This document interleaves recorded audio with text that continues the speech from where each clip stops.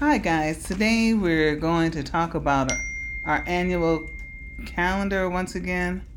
Well, actually not once again, but actually let's start talking about systems. That's what our entire class is about, systems and the importance of utilizing systems in our programs. And one of the things I want to remind you of is that if there is a problem in our programs, 85% is with systems, 15% is with individuals. So, having said that, one of the tools that we can use to help our systems be better is, or one of the systems that we can use, or I'll say tools that we can use, is an annual calendar. And the annual calendar is used to monitor our systems. So we're looking at the system of communication.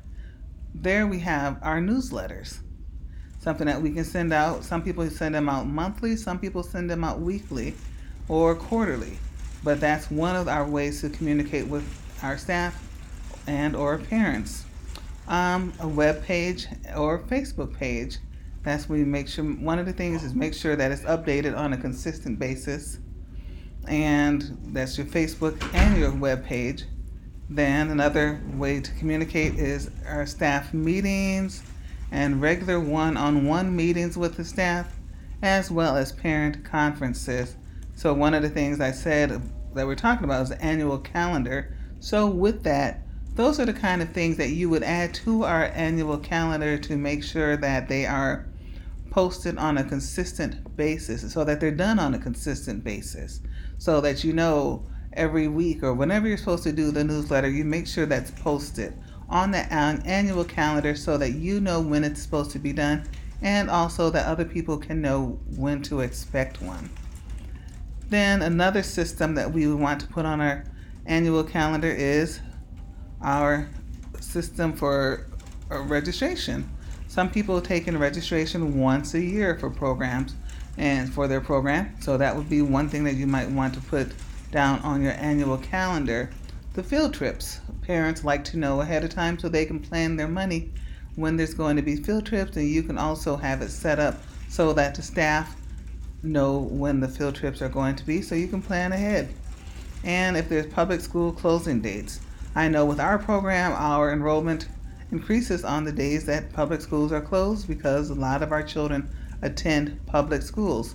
So that would be something to put on our calendar so that we can be aware of what to expect on those dates.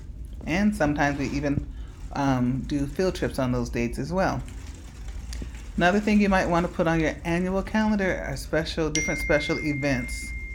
So we might have like this one, it says April is Child Abuse and Neglect Prevention Month, or Week of the Young Child.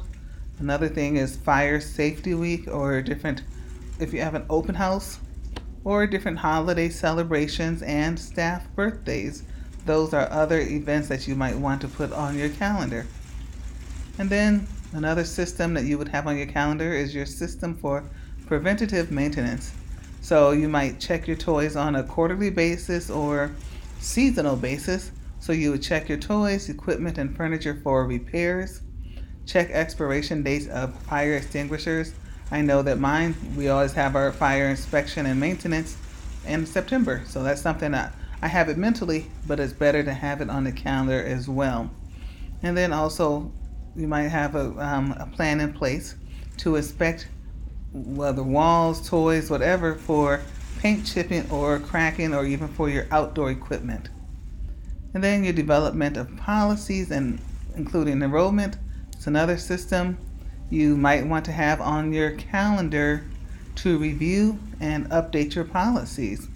Things change so much, and then in Wisconsin we have DPI sending out different information that we have to add to our policies. So how frequently do we do that? How frequently do we update that? Then our systems for food and nutrition. If you are working with the CACFP, is there a certain time frame that you have to, or certain date that you have to send in your food program reports, or certain dates that you need to inspect your food prep areas, or a certain time frame? And you also need to make sure that you schedule food and nutrition training. I know our cook has to go for training every year, so we make sure that we keep track of that. She doesn't have to take other trainings that the teachers have to take, but we make sure that she gets her food and nutrition training annually, so that is on our calendar. Then, system for staff development. How frequently do you do observations and give the staff feedback or even evaluations? That might be on a center-wide calendar, or it might just be on your calendar as a director. And then also staff goal setting and training. Those are all things that you may want to put on your calendar, your annual calendar. Then your system for teaching and learning. When do you do your assessments of children? And then I mentioned before about doing things seasonally. So you might want to exchange summer and winter outdoor play equipment at certain time periods. And how frequently do you review your curriculum and update it or make changes? Then another system is your system for health and safety. So you might do evacuation, have your evacuation and emergency drills listed, the dates you're going to do them. I used to always make sure that it was a surprise, but I was reading and they said you should make sure that everyone knows ahead of time so that they can do it and do it properly. So it's up to you. I used to always just say I would pull it and they would have to know what to do because we've trained them, but it's good to know ahead of time so then that they can respond properly and you can use it as a training. Then how often do you review your medical log? I know in Wisconsin the director is supposed to review the medical log at least every 6 months.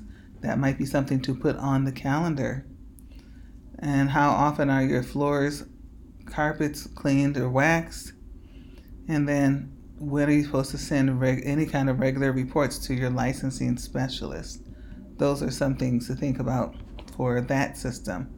For your system of finances, when is payroll? It's one of the first questions I get when people start working for us. When do we get paid? So that would be nice to have on the calendar. Do you have to do monthly budget reconciliations, your quarterly withholding statements, your parent tax statements, or different fundraisers? Those are all things that could go onto your annual calendar. And how frequently do you update your child and staff files? That can go on your calendar as well for that system. So looking at this, something to think about for yourself is, what do you see that's not on here when you're looking at the annual calendar? So I want you to brainstorm. This is part of an assignment, and think of 5 different things that you do in your program. Simple assignment, 5 different things that you do in your program that you think should be added to your annual calendar.